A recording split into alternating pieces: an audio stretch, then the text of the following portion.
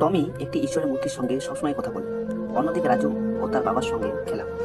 ঈশ্বরের মূর্তিটি টমিকে বলে, এখনই বরফের তুফান আসবে, সবাইকে সতর্ক করে দাও।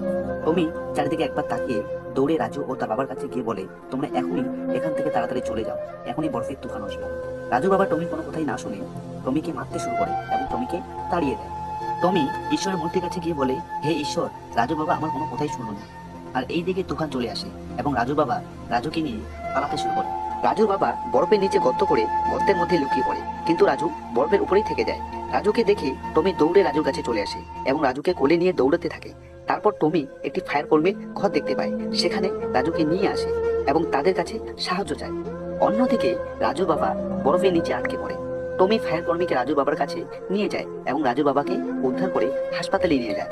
এরপর টমি ঈশ্বরের মূর্তিটির কাছে আসে এবং রাজু বাবার মারের আঘাতে টমি মারা যায়। এরপর ঈশ্বর স্বয়ং টমিকে বাঁচিয়ে রাজু বাবার কাছে নিয়ে যায় এবং রাজুর বাবাকে বলে, টমি তোমাদের প্রাণ বাঁচিয়েছে, টমিকে তোমাদের কাছে রেখে দাও। রাজু বাবা টমিকে তাদের সঙ্গে নিয়ে যায়।